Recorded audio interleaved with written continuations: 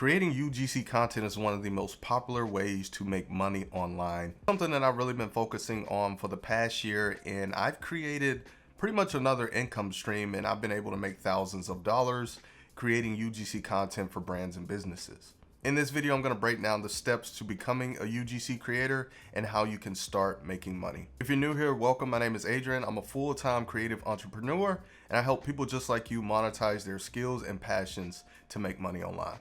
I know some of you may not know exactly what UGC is, so I'm going to break that down in a simple way. UGC stands for user generated content. So this is something that brands and businesses have really leaned into, and what they do is they get people to create content for their products and services. So as the creator, you're going to make content for these brands and businesses, and they're going to use this content to advertise and market their services and products on their social media platforms. So when it comes to UGC content, you don't even have to post this content on your social media platforms. Now, if you're trying to get more UGC clients, obviously you want to post samples of your UGC work, but it's mainly for the brand and business to use your content, use your face to talk about their services and products. And how I got started on my UGC content journey is I have a lot of experience creating videos, specifically with YouTube. So I started YouTube back in 2016, so I know exactly how to create videos. So UGC content kind of piqued my interest because it's something that's really hot right now. It's been hot for, I would say, like the past year. And I've seen a lot of people talking about it on YouTube, and I pretty much said I can do that because I was already creating content. I have years of experience creating content. So instead of just creating content for myself, I started to create content for businesses and brands that need it. And it was pretty easy for me to get into it because, like I said, I started YouTube in 2016. At this point, I probably created over 1,000 videos. So my portfolio of videos was already there. So it was kind of easier for me to get into it just because of that experience and that portfolio of making so many videos. But if you don't have experience, that's fine. I'm going to tell you exactly how to create your portfolio right now. Which brings me to my first step to becoming a UGC content creator, and that is you have to create a portfolio. So I think the first step here with creating this portfolio is figuring out what type of brands and businesses do you want to work with. And you also have to think about what type of content do you want to make. Do you want to make content that talks about products? Or do you want to make content that talks about services? Do you want to make content that talks about specific softwares?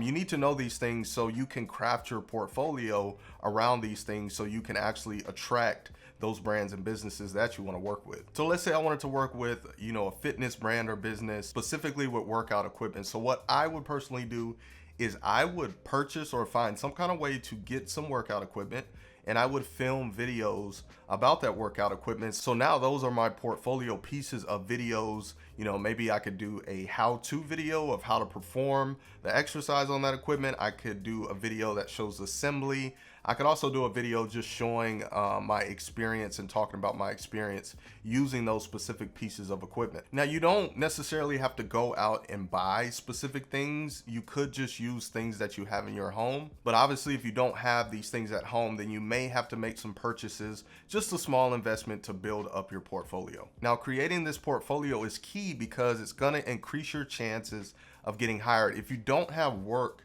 to show brands and businesses, especially if you're pitching to them and not just waiting for them to come to you, it's less likely they're going to hire you because they really don't know exactly what they're going to get. So the next thing you want to do is you want to start looking into platforms to offer your UGC services. The main platform that I've used to get UGC clients is Fiverr. It's been the best platform for me. So it's a marketplace where you can offer your freelance services. So I have a gig on there to create UGC content, and brands and businesses can come to this platform. They can search for UGC content, UGC creators, and your gig can pop up. The reason I like Fiverr is because you don't have to do a lot of marketing. You pretty much set up your gig, make sure it's optimized for the search engine, because people come on there and they search for specific services, and Fiverr will pitch your gig in front of these clients when they're searching for specific keywords. You can also look into Upwork. I haven't worked with any UGC clients on Upwork, but I do see a lot of people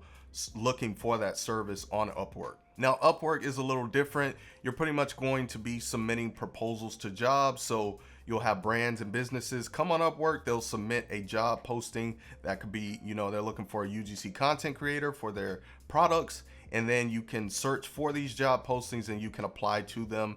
And if they like what they see, then they could potentially hire you for that job. So as you can see, Fiverr and Upwork are different. Fiverr, it pretty much the platform kind of brings the clients to you. And with Upwork, you have to kind of go in there and submit, proposals to jobs to potentially get the job. Another platform that I know about, I've used it a little bit, is called Join Brands. So brands and businesses will come on there and they'll submit job postings. I think Join Brands is an easy way to kind of get your foot in the door and just get a couple of small projects. From what I've seen on there, and I haven't used it a lot, what you're making for these job postings is more on the lower side. Now, I think as you rise to your different levels, you get more opportunities for more expensive jobs.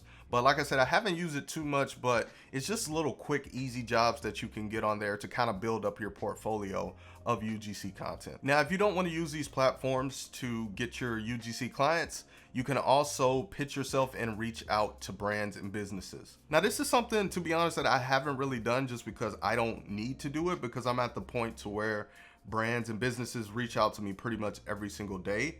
Now, for someone who's new, they're probably not going to have a lot of people reaching out. So like I said, I would make sure that I have a really solid portfolio that aligns with the type of brands and businesses that I want to work with, and you can reach out to these people and pitch your UGC content services. Next thing I want to talk about is pricing your UGC services. Now, there's different ways you can go about pricing. I don't just want to say that it's just one way and you have to stick to that.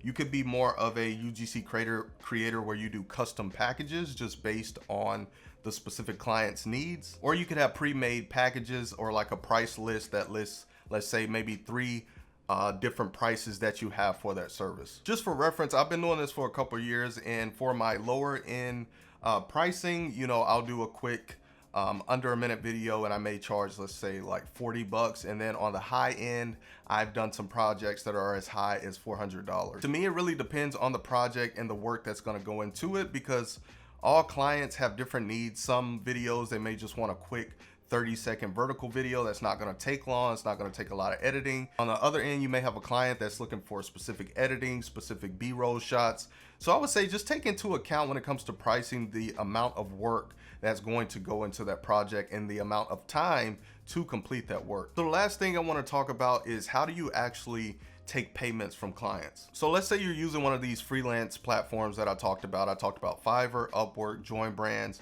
Those make taking payments really easy, because you just set up your payment information on the platform and the clients just pay you through there. So you don't have to worry about sending invoices and things like that. Now, on the other end of that, like I do with a lot of clients, I actually have to send them invoices. So just from my experience, I would say if you're just starting out, to just look into PayPal. It's very simple and easy to use. If you want to learn about other ways that you can make money online, be sure to check out the videos in my video description. And if you enjoyed this video, be sure to give it a thumbs up, subscribe to the channel for more content like this, and I'll see you in my next video.